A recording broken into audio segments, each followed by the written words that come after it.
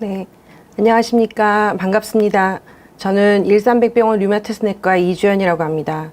제가 오늘 말씀드릴 내용은 류마티스 관절염 무엇이 다른가입니다. 류마티스 관절염에 대해서 주로 말씀을 드릴 건데, 류마티스 관절염과 유사한 임상 양상을 보이는 퇴행성 관절염에 대해서 같이 비교해서 설명드리도록 하겠습니다.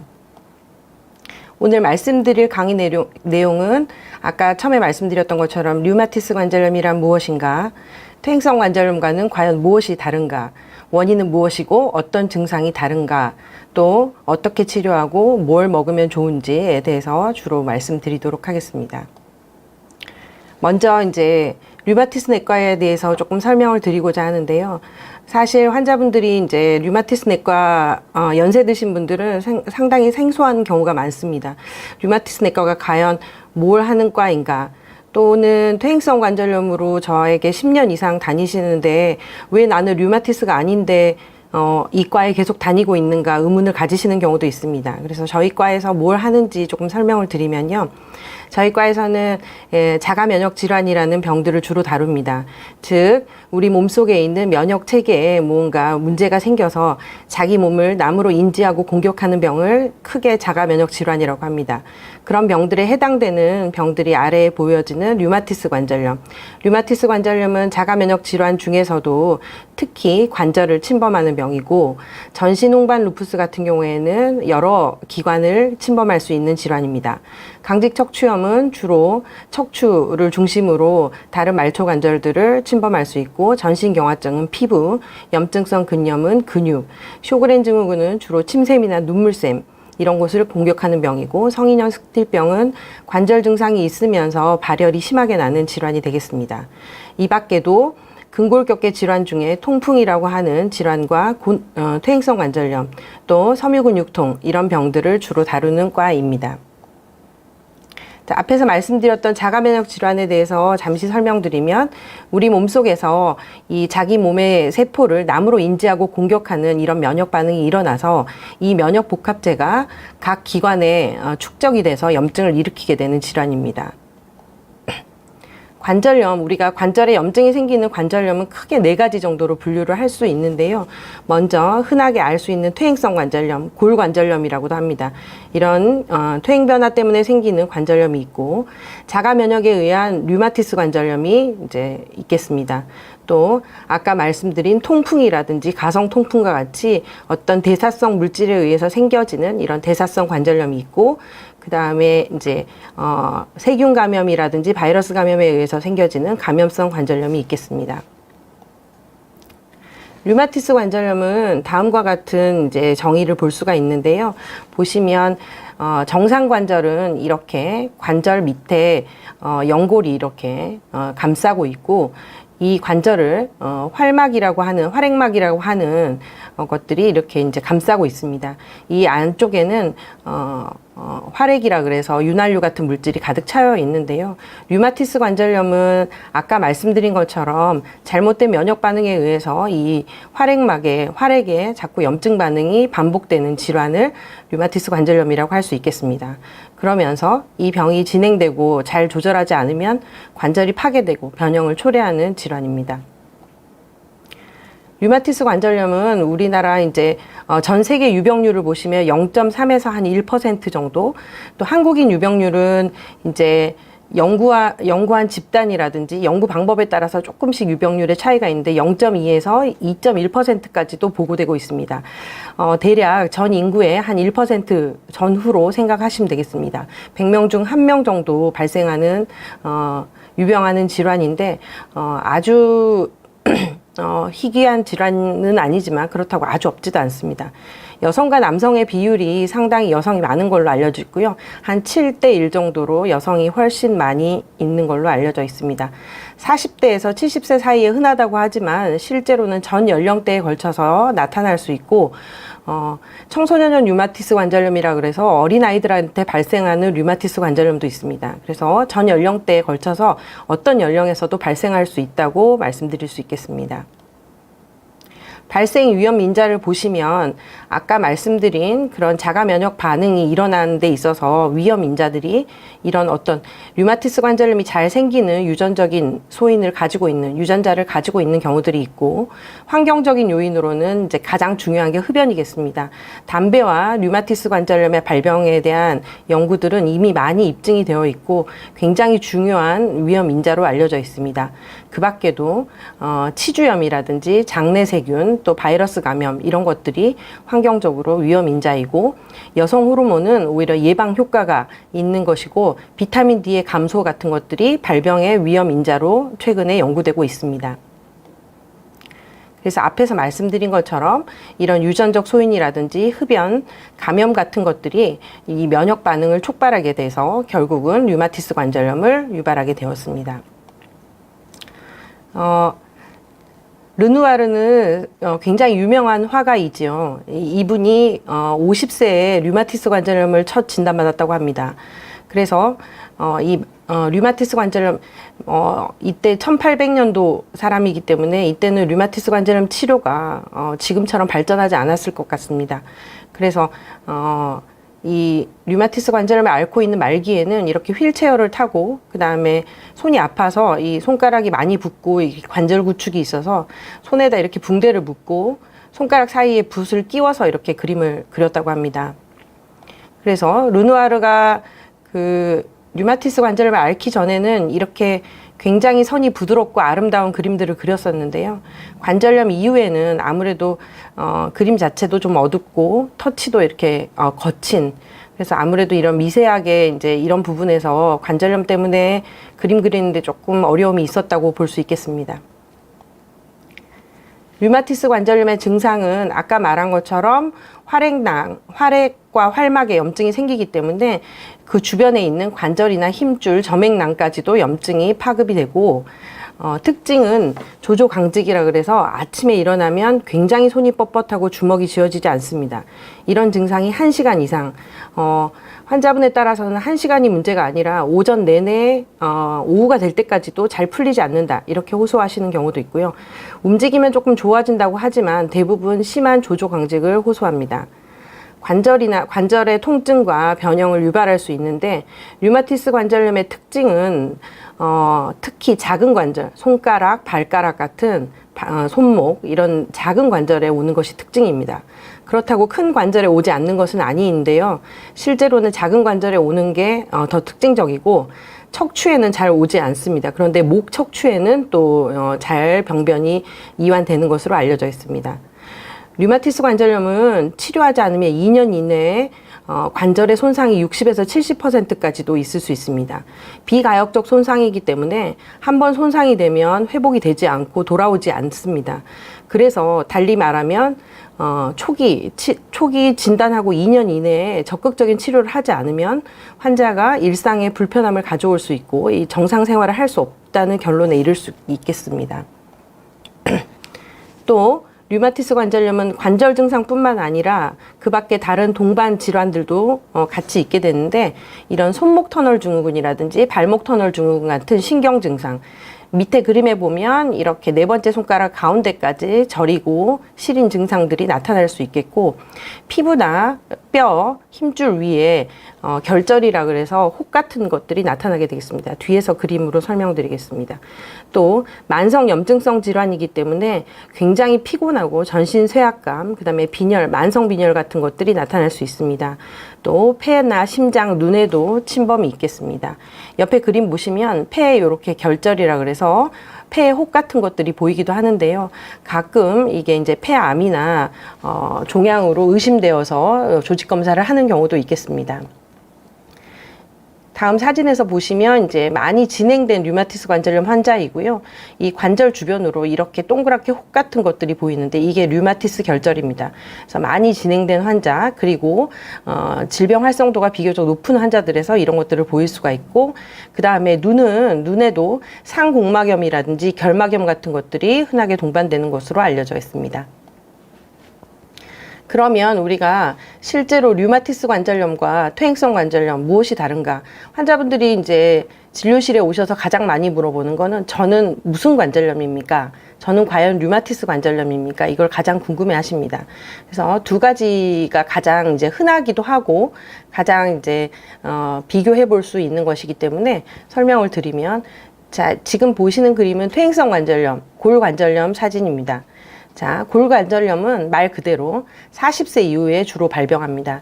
나이가 들어서 발병하는 경우가 많고, 여자들 같은 경우에는 폐경 이후에 여성 호르몬이 관절을 보호하는 역할을 하는데 폐경이 되고 나서 호르몬 변화 때문에 이런 것들이 생기는 경우도 많습니다.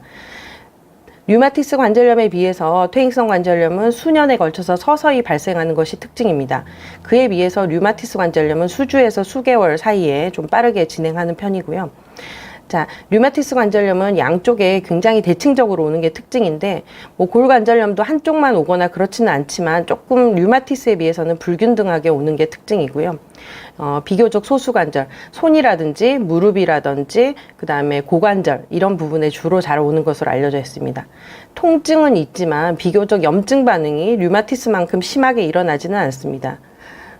이런 게 특징이고, 그에 비해서 류마티스 관절염은 아까 이제 앞에 사진 보시면 침범 부위가 주로 이 끝마디, 퇴행성 관절염 같은 경우에는 이 끝마디에 주로 많이 침범을 하고, 그 다음에 이 중간마디 이런 부분에 주로 침범을 하는데, 이 중수지라고 하는 이 가운데 부분은 잘 침범하지 않는 게 특징입니다. 그럼에 그거와 다르게 류마티스 관절염은 이 중수지라고 하는 가운데 부분이나 팔목 관절 이런 부분을 잘 침범하는 것으로 알려져 있고요. 전 연령에 걸쳐서 아까 퇴행성 관절염이 40대 이후에 연세 든 분들한테 잘 생기는 거에 비해서 전 연령에서 발생할 수 있습니다. 그 다음에 아까 퇴행성 관절염에 비해서는 서서히 진행하긴 하지만 조금 더 빠르게 진행하는 편이고요. 증상도 더 심하게 오는 경우입니다. 양쪽이 대칭적으로 균등하게 오고 여러 관절을 침범할 수가 있겠고, 아까 퇴행성 관절염에서 통증만 있는 거에 비해서 발적이라든지 부종, 열감 같은 것들이 나타나고, 류마티스 관절염은 아까 말씀드린 것처럼 만성 전신성 질환이기 때문에 굉장한 피로감이나 쇠약감, 그 다음에 뭐 빈혈 같은 것들이 같이 나타날 수 있겠습니다. 그래서 이 그림은 류마티스 관절염과 퇴행성 관절염이 침범하는 부위를 좀 표시한 것인데요. 아까 말씀드렸던 것처럼 류마티스는 이 끝 관절에는 잘 침범하지를 않습니다. 그에 비해서 퇴행성 관절염은 이 끝마디 관절에 주로 침범하는 것을 알 수 있고요. 그 다음에 척추의 경우에 퇴행성 관절염은 전 척추를 잘 침범할 수 있지만 류마티스는 목 척추를 제외하고 나머지는 침범하지 않는 게 특징입니다. 발 같은 경우에도 엄지발가락, 첫 번째 중족지라든지 이 중족지 부분에, 그 다음에 발등뼈 이런 데 잘 침범을 하지만 퇴행성 관절염은 첫 번째 중족지를 제외하고 다른 부분에는 잘 침범하지 않는 게 특징입니다. 그래서 류마티스 관절염이 초기에는 약간 손이 부종 정도만 있고 부어있는 정도인데, 이게 더 진행되게 되면 손가락이 많이 붓고 변형되면서 손가락이 반대쪽으로 이렇게 틀어지게 되고, 더 진행되게 되면 그렇게 더 많이 이렇게 되는 것이 특징이겠습니다. 그래서 이제 이 사진은 두 가지 사진 모두 비교적 많이 진행된 환자의 류마티스 관절염 사진이고요. 여기서 먼저 환자분들이 오해하실까봐 말씀드리는 거는, 우리가 조기에 잘 치료를 하게 되면 이런 상태까지 가지 않고 잘 유지를 할 수가 있습니다. 사진에 보여드리는 것들은 이제 이해를 돕기 위해서 조금 류마티스 관절염이 이미 조금 진행된 환자들의 사진을 보여드린 겁니다. 그래서 보시면 여기 중수지라고 하는 부분에 염증이 생겨서 이 관절들이 굉장히 커져 있고, 그 다음에 이 가운데 마디도 많이 이제 커져서 이렇게 손가락이 변형되어 있는 것을 볼 수가 있겠고, 이 상태에서 더 진행되면 이렇게 손이 이제 변형되고 이렇게 류마티스 결절들이 이렇게 생기게 됩니다. 이렇게 되면은 환자분들이 일상생활이 거의 곤란해집니다. 그래서 뭐 병을 딴다든지 아니면 뭐 물병을 찬장에서 내린다든지 문고리를 돌린다든지 이런 생활이 거의 불가능하다고 볼 수 있겠습니다. 발 같은 경우에도 실제로 엄지발가락 여기 첫 번째 중족지나 여기 중족지 부분에 염증이 잘 생기기 때문에 환자들이 대부분 병원에 오셔서 발가락이 아프다고 말씀하시는 분들은 사실 많지 않고요. 대부분 발바닥이 아프다고 호소하시는 경우가 많습니다. 그래서 손과 발에 다 염증이 생길 수 있지만 발에 우선적으로 생기시는 분들은 사실은 류마티스를 생각하지 못하고 뭐 족저근막염이라든지 다른 것들로 생각을 해서 진단이 늦어지는 경우가 있습니다. 발의 통증이 쉽사리 가라앉지 않고 계속 무언가 발의 통증이 심하다면 류마티스 관절염의 가능성도 한 번쯤은 생각을 해봐야 될 것 같습니다. 그리고 아까 말씀드린 것처럼 중족지 부분에 염증이 생기고 변형이 오면서 이렇게 발바닥에 굳은 살 같은 것들이 잘 생기는 것이 류마티스 환자들의 특징이겠습니다.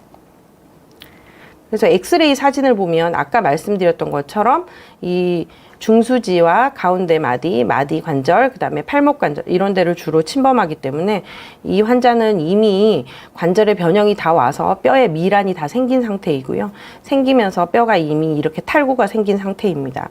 그래서 이제 많이 진행한 류마티스 관절염 환자의 사진을 보여드리겠습니다. 그래서 이제 정상적인 손 관절 사진이 왼쪽에 있고요. 오른쪽은 이제 아까 말씀드린 것처럼 굉장히 많이 진행된 환자의 사진인데 지금 보면 여기 가운데 마디 중수지라든지 여기 중간 마디 팔목 관절에 뼈에 미란과 변형이 다 생겨져서 이 뼈가 지금 다 탈구가 된 상태입니다. 다 틀어져서 이렇게 탈구가 된 상태이고요.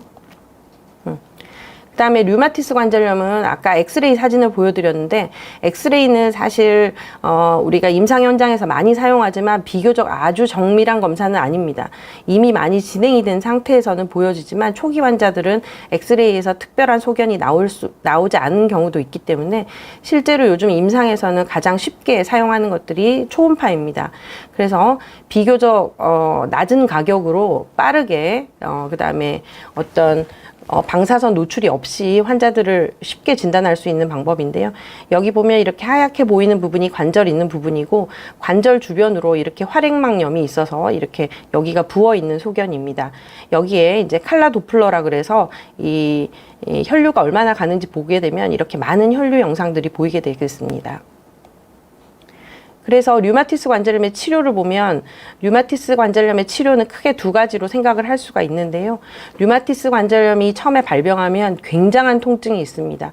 환자들이 대부분 아침에 병원에 오실 때 잠을 못 잔다, 밤새도록 울었다, 뭐 굉장히 여러 가지로 표현을 하시는데요.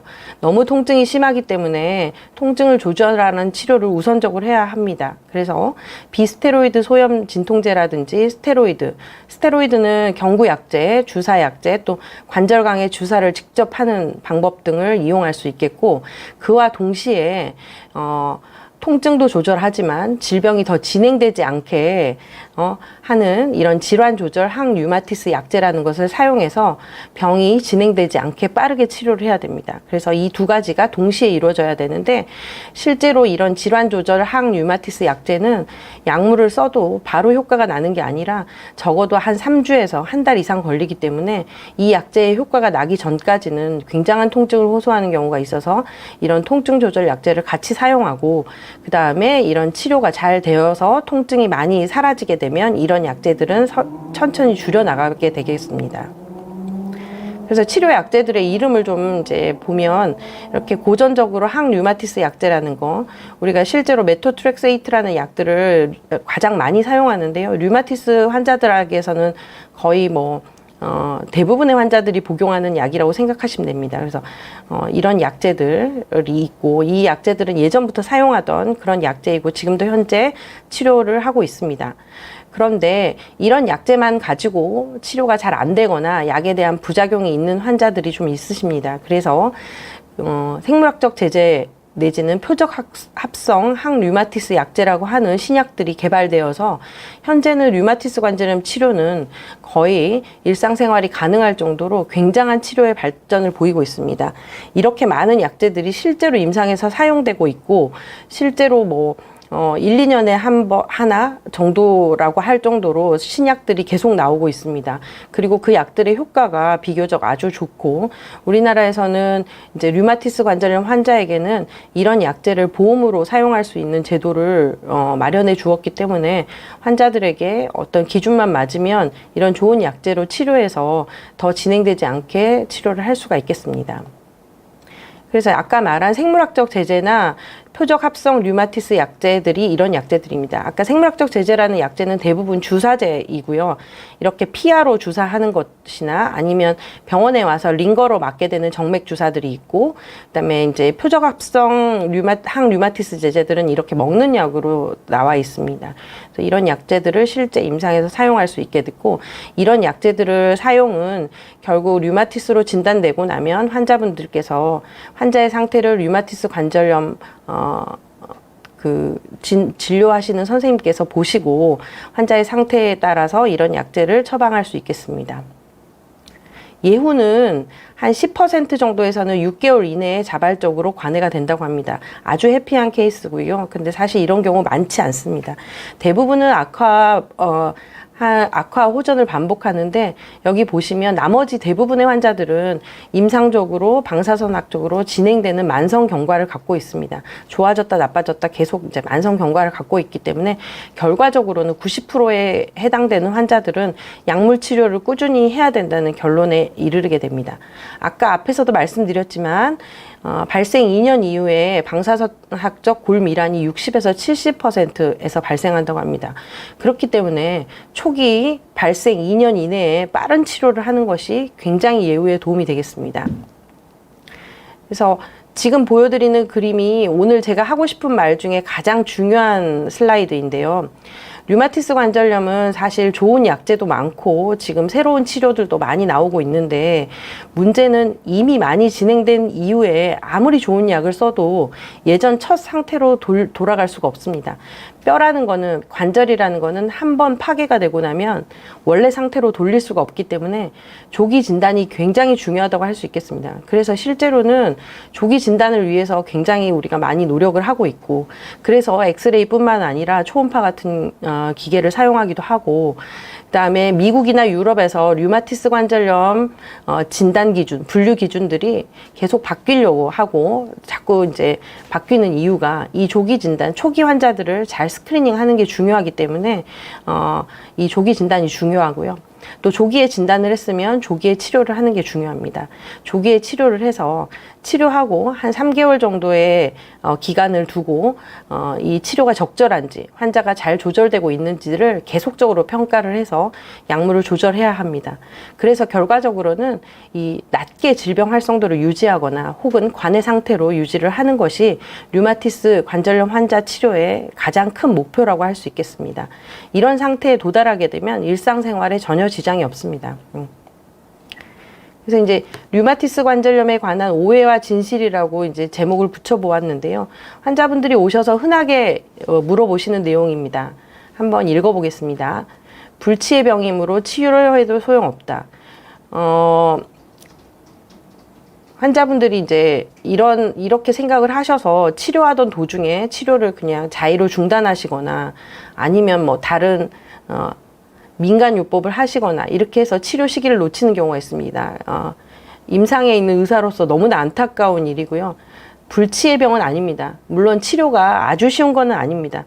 우리가 희귀 난치성 질환이라고 말할 정도로 치료가 쉽지는 않지만 최근에 좋은 치료제가 굉장히 많이 발견되어서 지금 류마티스 관절염은 사실 뭐 약을 끊는 게 완치의 개념이라면 끊을 수는 없을 수도 있으나, 약을 복용하면서 당뇨나 고혈압처럼 평생 아무 문제 없이 사실 수 있는 그런 병이라고 생각합니다. 그래서 치료가 얼마든지 가능하니까 이런 생각은 하지 않으셨으면 좋겠고요. 두 번째, 소염 진통제는 통증에만 효과가 있어서 먹을 필요가 없다. 소염 진통제에 대한 오해가 참 많으신 것 같습니다. 소염 진통제는 가급적이면 안 먹어야 된다. 가급적이면 끊어야 된다. 맞는 부분도 있고 틀린 부분도 있습니다. 소염 진통제는 사실 염증을 조절하는 효과가 있기 때문에 류마티스 관절염 환자한테는 상당 부분 필요한 경우가 있는데요. 이 약이 가지고 있는 부작용들도 좀 있기 때문에 위장장애라든지 뭐 간 기능이나 신장 기능에 무리를 좀 줄 수가 있어서 만약에 통증이 없고 그 다음에 염증도 잘 조절된다면 약을 좀 줄여볼 수 있겠지만 무조건 안 먹는다는 것은 잘못된 이야기입니다. 세 번째, 류마티스 인자 양성이면 반드시 류마티스 관절염이다. 요즘에 이제 건강검진을 많이 하시기 때문에 류마티스 인자 양성으로 외래에 오시는 환자분들이 굉장히 많습니다. 류마티스 인자는 사실 한 5에서 10%, 정상인에서도 한 5에서 10%는 양성이 나올 수 있기 때문에 류마티스 인자가 양성인데 실제로 임상 증상이 없으면 류마티스 관절염이 아닙니다. 그래서 류마티스 인자가 양성이지만 증상이 없으면 사실 걱정하실 필요가 없고요. 만약에 관절 증상이 있어서 좀 애매하다 하시면 류마티스 의사와 상담을 하시면 되겠습니다. 또 한 가지는 류마티스 인자가 양성이 나올 수 있는, 위양성이 나올 수 있는 다른 질환들이 있습니다. 예를 들면 B형이라든지 C형 간염 보균이 있으신 분들은 이렇게 류마티스 인자 양성이 나올 수 있고요. 루푸스라든지 쇼그렌 증후군, 혈관염 이런 류마티스 질환이 있으신 분들도 류마티스 인자가 양성이 나올 수 있습니다. 그래서 류마티스 인자 양성일 경우에 다른 임상 증상이 있으시다면 반드시 류마티스 의사를 만나서 확인을 해보셔야 되고, 류마티스 관절염은 여기서 이제 추가로 말씀드리면 류마티스 인자뿐만 아니라 항CCP 항체라는 검사가 있습니다. 이런 검사들이 조금 더 예측률이 높기 때문에 그런 검사를 같이 해볼 수 있고, 염증 수치라든지 그 다음에 관절 증상, 임상 증상, 진찰 소견이 가장 중요하다고 볼 수 있겠습니다. 4번, 류마티스는 반드시 유전이 된다. 환자분들이 또 굉장히 궁금해 하신 게 이런 건데요. 반드시는 아니지만 실제로 유전성이 좀 있는 걸로 알려져 있습니다. 그래서 가족 부모가 류마티스가 있는 경우에 자식에게 한 30에서 또 많게는 50%까지도 유전이 되는 걸로 알려져 있어서 가족 중에 류마티스 환자가 있고 내가 관절 증상이 있다면 한 번쯤은 류마티스 내과를 방문하셔야 될 것 같고요. 그 다음에 치료약은 독해서 장기간 먹으면 안 된다. 이런 이야기도 상당히 환자분들이 많이 물어보십니다.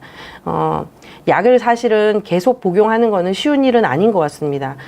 그러다 보니까 계속 약을 복용하다 보면 속도 쓰린 것 같고 왠지 이 약을 많이 먹으면 안 좋을 것 같고 이런 생각 때문에 자의로 약을 끊으시는데, 아까 말씀드렸지만 류마티스 약은 대부분 장기적으로 복용해야 하는 약들입니다. 고혈압이나 당뇨처럼 계속 유지를 해야 병이 진행되지 않고 잘 유지될 수 있는 약입니다. 그래서 독하다는 기준이 어떤 건지 모르겠지만 이제 이런 부분에 있어서는 약을 끊는 경우는 물론 질병이 많이 좋아지면 약을 많이 줄일 수 있는데, 그게 아니라 지금도 질병 활성도가 있고 약을 복용하셔야 되는 경우는 반드시 담당 의사와 상의하셔서 약을 조절하시는 게 좋겠습니다. 약은 끊으시면 안 됩니다. 6번, 류마티스에 가려 먹어야 할 음식이 있다. 류마티스에 특별하게 좋은 음식이 있는 것 같지는 않습니다. 류마티스 환자라고 해서 특별히 음식을 가려 먹거나 하실 필요는 없고요. 그냥 골고루 잘 드시면 될 것 같습니다. 그 대신 관절에 염증이 생기는 병이기 때문에 너무 살이 찌거나 비만하시면 관절에 무리를 줄 수가 있어서 체중 관리나 그런 것들은 좀, 체지방 관리는 좀 필요할 것으로 생각이 되고요. 7번, 민간요법으로 치료가 가능하다. 불가능합니다. 확실하게 말씀드릴 수 있는데 민간요법만으로 치료할 수 없습니다. 그래서 너무 이런데 많은 에너지와 그 돈을 쓰시는 거는 정말 반대입니다. 그래서 그런 건 안 하셨으면 좋겠고요. 지금까지 류마티스 관절염에 대해서 설명드렸고, 이제 퇴행성 관절염에 대해서 좀 설명을 드리겠습니다. 퇴행성 관절염은 아까 류마티스 관절염과 다르게 류마티스 관절염은 관절을 싸고 있는 활액이나 활액막에 염증이 생기는 병인데, 퇴행성 관절염은 이 뼈 밑에 있는 골단에 있는 이 연골이 닿아지면서 뼈랑 뼈끼리 부딪혀서 생기는 병이라고 생각하시면 되겠습니다. 병의 기전 자체가 완전히 다른 병이고요. 그래서 이 퇴행성 관절염은 주로 이제 굉장히 비만하거나 나이가 많거나 또 폐경기 이후의 여성이거나 유전적인 소인을 가지고 있는 경우에 잘 발생할 수 있고, 또 국소 위험 인자로는 과거의 손상, 예를 들어서 다친 부분에 퇴행 변화가 빨리 온다든지, 그다음에 뭐 고관절이라든지 무릎 같은 데 선천적으로 기형이 있으신 분들이 좀 빠르게 퇴행성 관절염이 오는 걸로 알려져 있습니다. 또 직업이나 이런 것 때문에 과도하게 많이 사용되는 경우에 빠르게 퇴행성 관절염이 옵니다.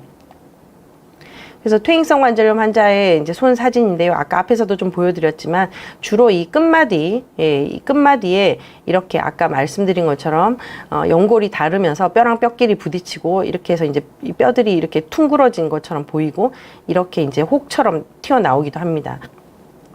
그 다음에 이 가운데 마디에도 이제 염증이 생기고요. 그래서 이제 이 끝마디에 오는 거를 헤르베르덴 결절이라고 하는데, 그 다음에 이 가운데도 이 부샤르 결절이란 이런 것들이 흔하게 생길 수 있습니다.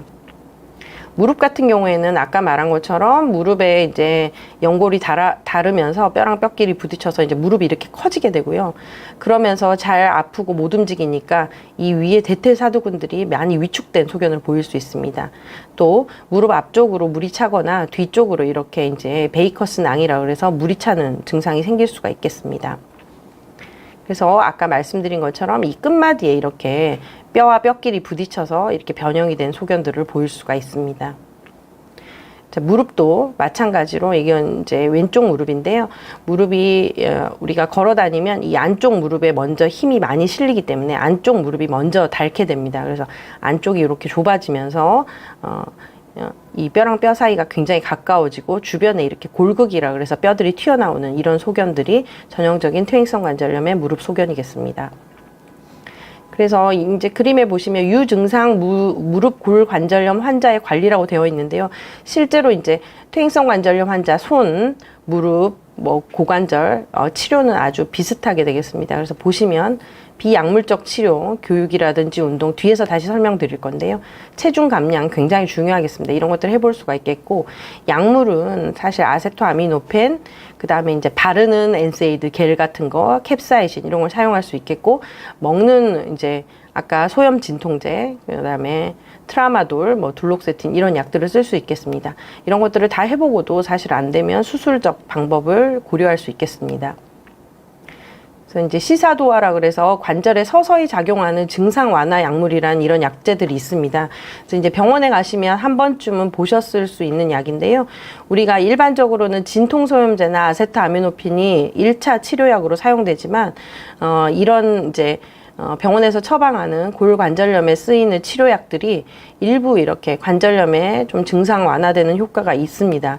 그러나 이런 약제들은 사실은 임상 연구를 통해서 비교적 효과가 있는 것이 증명이 되긴 했지만 아주 대규모 연구는 아니기 때문에 진통 소염제만큼이나 막 효과가 뛰어나다 이렇게 볼 수는 없을 것 같습니다. 그러나 이런 약제들이 실제로 전혀 효과가 없진 않고요. 실제로 퇴행성 관절염에 많은 영양제라든지 건강보조식품들이 굉장히 많기 때문에 사실 뭘 먹어야 되나 이런 것들을 많이 질문하십니다. 그래서 실제로 관절 영양제라는 거는 약하고는 좀 다르고요. 효과나 효능에 있어서 좀 떨어지고, 그 다음에 부작용도 좀 있을 수 있는 거기 때문에 말 그대로 그냥 영양제입니다. 그래서 그런 영양제들은 과학적 근거가 아주 높진 않기 때문에 꼭 복용해라 이렇게 말씀드릴 수는 없고요. 그나마 이런 병원에서 처방하는 임상 연구가 되어 있는 이런 시사도화들은 좀 사용해 볼 수 있겠습니다. 비약물적 요법을 보면 가장 중요한 거는 체중 조절입니다. 무릎이든 고관절이든 설령 또 손 관절염에서 있어도 비만한 사람들한테 손 관절염조차도 잘 오는 걸로 되어 있습니다. 그래서 실제로 일반인에 비해서 체중이 많이 나가시는 경우에 굉장히 위험률이 높고, 근데 이제 무릎 관절 같은 경우에는 체중의 한 5% 정도를 감량하게 되면 통증이 매우 감소하는 것으로 알려져 있고 움직임도 많이 좋아지는 걸로 알려져 있습니다. 그래서 장시간 서 있거나 무릎을 꿇거나 쪼그리고 앉는 이런 자세들이 굉장히 좋지 않습니다. 지금 봄이 되면 할머님들이 이제 산에들에 다니시면서 쑥을 캐고 막 이런 거 하시는데 그런 것들이 굉장히 무릎에는 좋지 않습니다. 그래서 집에서 뭐 엎드려서 방을 닦는다든지 쭈그리고 앉아서 뭐 빨래를 하신다든지 뭐 쑥을 캔다든지 이런 것들은 절대로 하시면 안 되고요.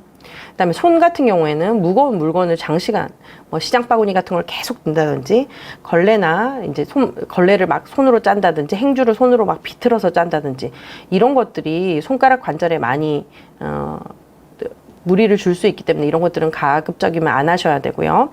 그다음에 이제 지팡이나 보조기 같은 게 무릎 관절이나 고관절이 좋지 않기 때문에 자꾸 넘어지고 하실 수가 있습니다. 그래서 지팡이나 보조기 같은 게 약간 이제 보조적인 역할을 할 수가 있겠고요. 그다음에 이제 카본 파이버 슈즈 스티프닝 인설트라고 해서 그 엄지발가락 중족지에 우리가 이제 퇴행 변화, 무지외번증 같은 게 있으신 분들은 이런 깔창 같은 걸 사용하는 게 일부 도움이 되실 수 있습니다. 그 다음에 이제 무릎에 이런 테이핑 요법 같은 게 조금 통증 호전에 도움이 된다고 하고 무릎 보조기 같은 걸 좀 사용할 수 있는데 이건 또 문제가 무릎 보조기가 통증 조절이나 무릎 관절에 조금 도움이 될 수는 있지만 너무나 오래 계속 착용하고 있으면 오히려 무릎 주변에 있는 근육들이 마를 수 있기 때문에 계속 착용하고 있는 건 좋지 않겠습니다. 또 온열 치료, 이런 뜨거운 물에 샤워를 한다든지 파라핀에 손을 담근다든지 이런 것들이 통증이라든지 좀 부드럽게 해주는 효과가 있기 때문에 이런 온열 치료가 또 일부 도움이 될 수 있겠습니다. 그래서 보시면 이 엄지손가락에 퇴행 변화가 오는 경우에 엄지손가락을 보호할 목적으로 이런 보호대 같은 거를 좀 하실 수 있고요. 이런 이제 손가락의 보호대 같은 것들이 퇴행성 관절염에 좀 도움이 될 수 있고 아까 말한 엄지발가락에 무지외번증이라든지 퇴행성 관절염이 있는 경우에 이런 깔창 같은 것들이 좀 도움이 될 수 있겠습니다. 운동은 지금 보시면 이제 주로 자세를 좀 여기 보면 주로 이제 서서 하는 운동이고 이런 이제 유산소 운동들이 주로 허벅지 근력을 키울 수 있는 이런 운동들이 무릎에 허벅지 근력을 키워서 무릎으로 가는 하중을 좀 줄여주기 때문에 이런 운동들이 유리하고요. 뒤에도 보시면 주로 이렇게 바른 자세를 갖거나 그 다음에 이제 이 허벅지 근력을 키워주는 이런 운동들이 무릎 관절염에는 가장 도움이 될 수 있겠습니다.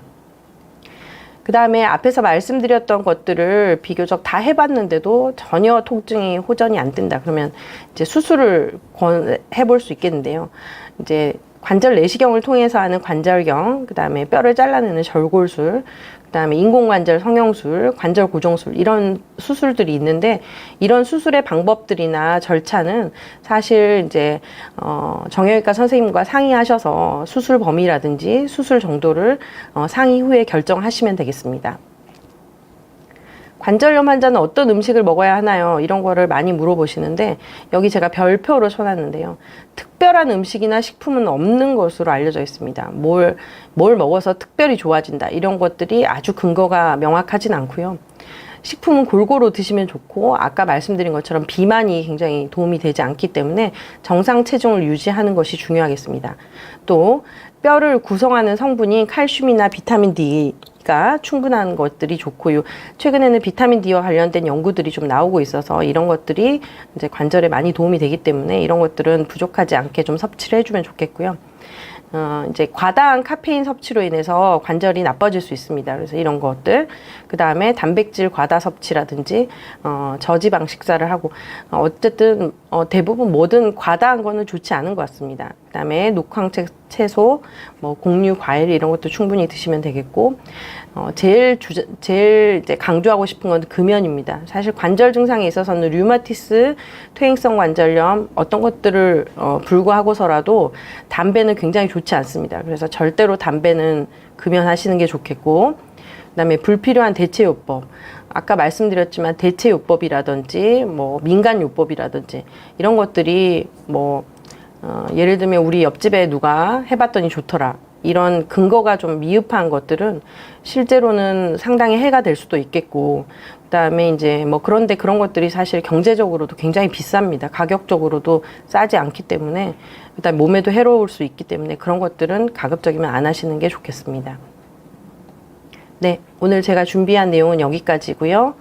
질문을 좀 받겠습니다, 이제. 네, 김민서님이 주신 질문인데요. 류마티스 인자 수치가 147이 나와서 약을 처방받았는데 약을 꼭 먹어야 할까요? 네, 아까도 말씀드렸지만 류마티스 인자 수치 자체가 중요한 건 아니고요. 류마티스 인자 수치가 147인데 류마티스 관절염 증상이 확실히 시작이 되었다면 약을 드시는 게 맞습니다. 그런데 실제로 류마티스 관절염 환자에서 류마티스 인자가 음성인 환자도 있습니다. 그래서 류마티스 인자만으로 우리가 판정을 하진 않고요. 만약에 임상 증상이 없는데 류마티스 인자가 양성이라고 해서 약을 드시지는 않습니다. 네. 쭈님이 주신 질문 보면 류마티스 관절염 발병 주 원인은 무엇일까요? 아까도 말씀드렸지만 발병 원인은 굉장히 여러 가지입니다. 그래서 처음에도 말씀드렸듯이 어떤 유전적인 소인을 가지고 류마티스 관절염이라는 거는 아까 말씀드린 것처럼 자가 면역 질환이기 때문에 우리 몸속에서 뭔가 우리 몸속에 면역 체계에 혼란이 와서 내 몸을 남으로 인지하고 공격하는 병인데 그런 것들을 이제 촉발시키는 인자들이 류마티스 관절염을 잘 일으키는 유전자, 그 다음에 환경적인 요인으로는 아까 담배라든지, 그다음 바이러스 감염이라든지 치주염, 뭐 세균간, 장내 세균, 뭐 그다음에 호르몬 이런 것들이 다 관련이 있을 수 있다고 생각됩니다. 엔젤님이 주신 질문 보겠습니다. 태어날 때부터 유전자를 가지고 태어나는 경우가 많은가요?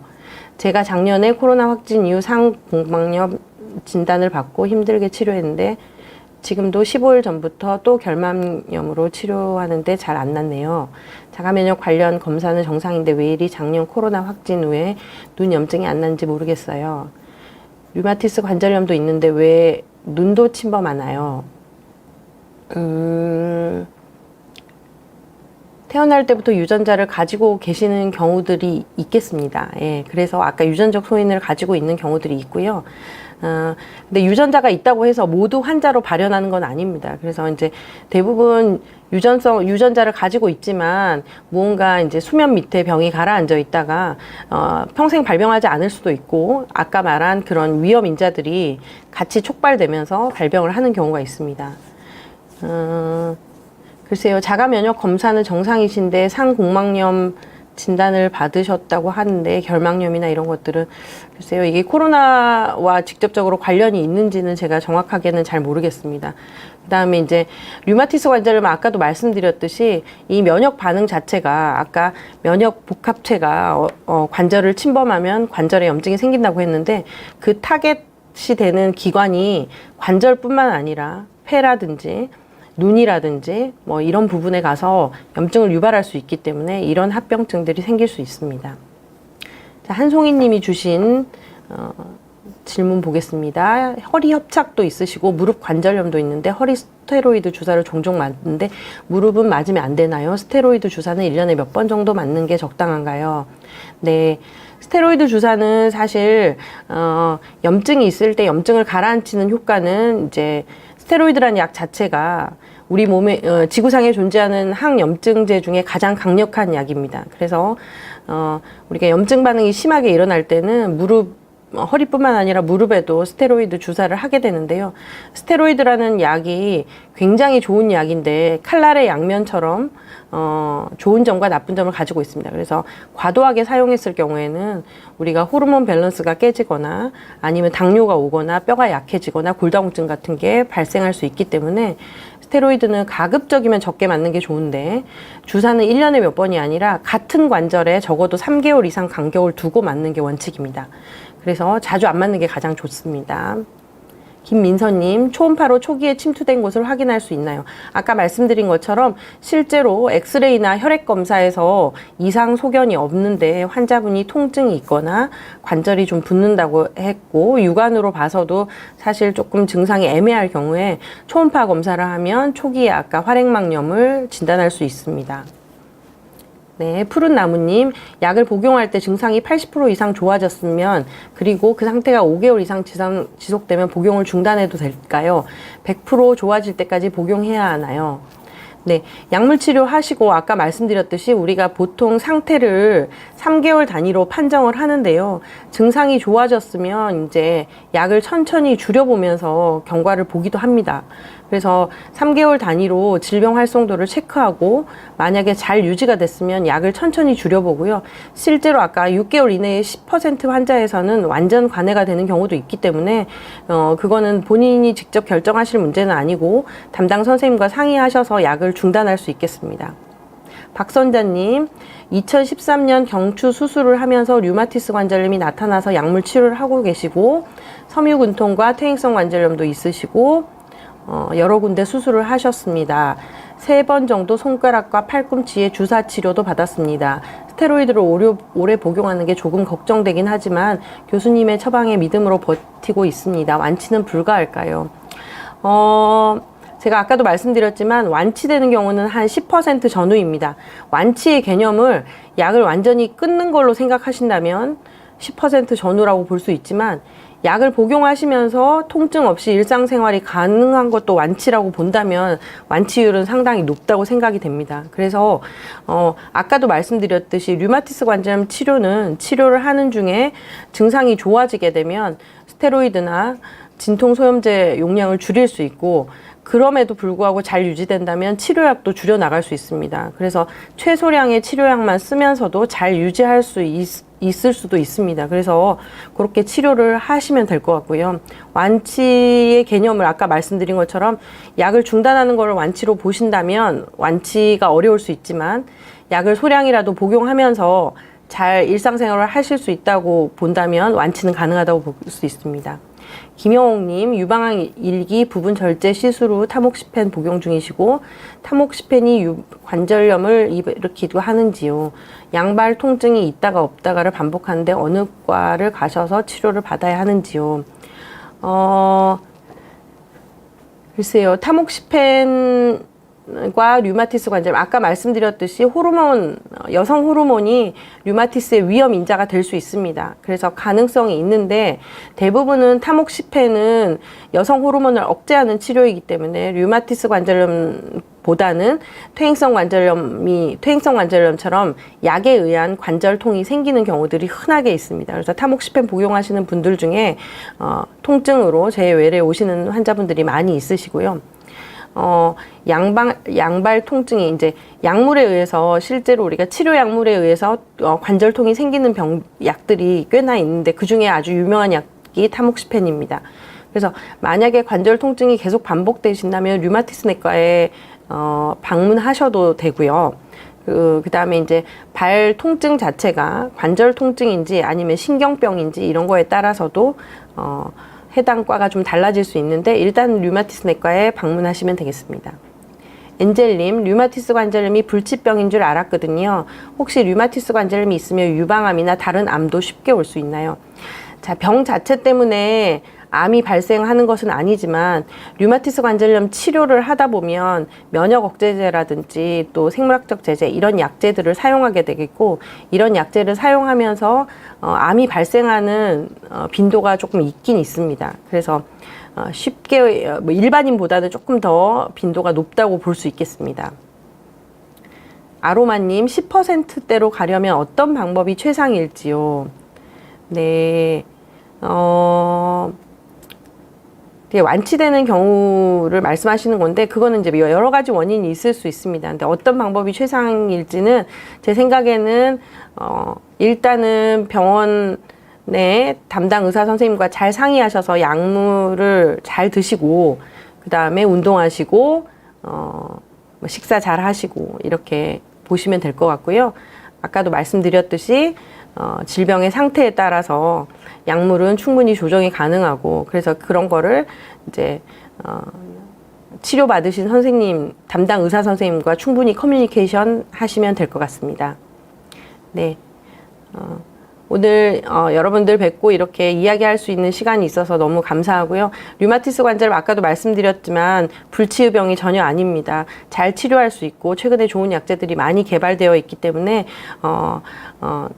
가까운 류마티스 클리닉에 방문하셔서 꼭 잘 치료받으시고 하셨으면 좋겠습니다. 네, 이상으로 마치겠습니다. 감사합니다.